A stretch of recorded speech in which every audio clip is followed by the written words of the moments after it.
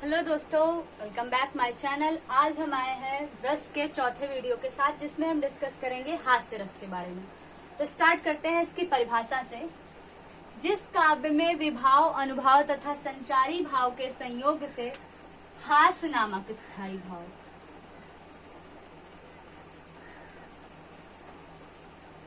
जैसा कि मैंने इसके पहले के तीनों वीडियो में बताया है कि जो स्थायी भाव हो उसे हाईलाइट करना मत भूलिएगा, क्योंकि वही आपका क्लियर करता है कि हाँ, हास्य रस की ही परिभाषा लिखी या फिर जिस रस की परिभाषा लिखी है आपने, स्थायी भाव ही क्लियर कर देगा कि हाँ उसी रस की परिभाषा है और तुरंत समझ में आ जाएगा। एग्जामिनर को टाइम नहीं लगेगा और एग्जामिनर के सामने जितना आसान होगा आपकी कॉपी को पढ़ना समझना, उतने अच्छे आपको वो नंबर देगा।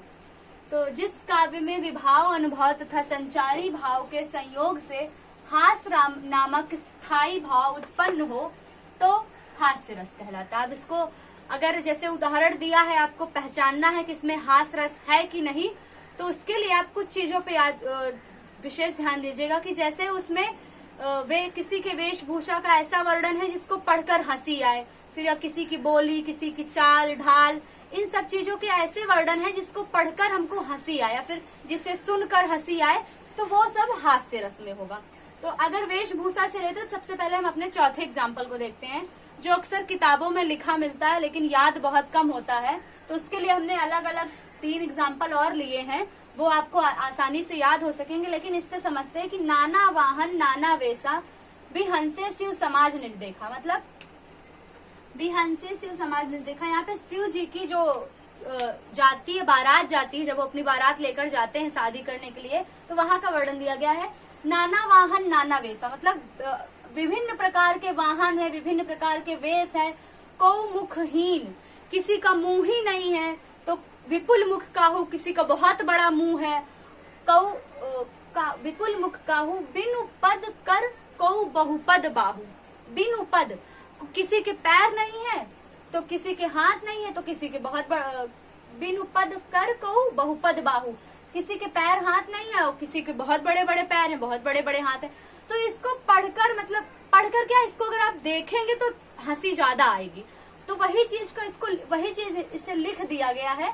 तो हास्य रस के उदाहरण में अक्सर किताबों में ये मिलता है, पर मुझे थोड़ा ये कम समझ में आता है। जो मैंने उदाहरण लिए हैं इसमें पूरा हास्य रस है, क्योंकि ये जो 2 है, ये काका हाथ रसी, इसके रचनाकार जो है वो काका हाथ रसी है, जिनके नाम में ही हंसी आ जाती है।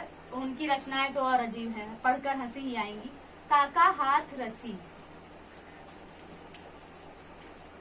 तो पढ़ते हैं, देखते हैं हंसी आती है कि नहीं। फादर ने बनवा दिए 3 कोट 6 पैंट, लल्लू मेरा बन गया कॉलेज स्टूडेंट। कॉलेज स्टूडेंट हुए हॉस्टल में भर्ती, दिन भर बिस्कुट चले, शाम को खाए मरती। कहे काका कबीराए बुद्ध पर डाली चादर, मौज कर रहे पुत्र हड्डियां घिसते फादर। तो अगर आप इसको एक बार पढ़ेंगे तो आपके चेहरे पे हंसी जरूर आएगी। तो यहाँ पे भी ये हास्य रस का उदाहरण है।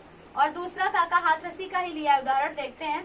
बड़ा भयंकर जीव है इस जग में दामाद, सास ससुर को चूस कर देता बर्बाद। कर देता बर्बाद, आप कुछ खाओ, आप कुछ पियो न खाओ, मेहनत करो कमाओ, इसको देते जाओ। तो इसको भी पढ़ने पे मजा आ रहा है, हंसी आ रही है, इसलिए हास्य रस है। और एक ये मैंने खुद लिखा हुआ है, कहाँ तक है ये, यहाँ, ये इसको मैंने खुद लिखा है, अपना नाम लिख देती हूँ। तो ये है कि यह कोरोना कर दी साल की ऐसी तैसी, ना गवा नाना के घर ना ही आई मौसी। गुरु पढ़ावे ऑनलाइन, छूटा बोर्ड और चाक, ऑनलाइन के चक्कर में पढ़ाई भई खाक। तो ये है हमारे हास्य रस के उदाहरण, जो अक्सर किताबों में नहीं मिलेंगे। किताबों में आपको ऐसे ही उदाहरण मिलेंगे जो याद करने में मुश्किल होती है। जैसे ये नाना वाहन, और एक विंध्य के वासी वाला मिलता है, और एक मिलता है शीश पर गंगा हंसे, भुजनी भुजंगा हंसे, हास को ही दंगा भयो नंगा के विवाह में। उसमें तो खैर हंसी आ जाती है। तो उस टाइप के उदाहरण लेकिन थोड़ा क्रिटिकल लगते हैं, उनको याद करने में दिक्कत होती है, इसलिए मैं थोड़े ऐसे उदाहरण लाई हूँ जो है बड़े थोड़ा सा, लेकिन 1-2 बार पढ़ने पर आपको याद हो जाएंगे। और तो जो उदाहरण आपको इसमें से आसान लगे उसको आप लिख लीजिएगा, याद कर लीजिएगा। और अगर ये उदाहरण हेल्पफुल है तो वीडियो को लाइक और शेयर कीजिएगा। तथा चैनल को सब्सक्राइब भी।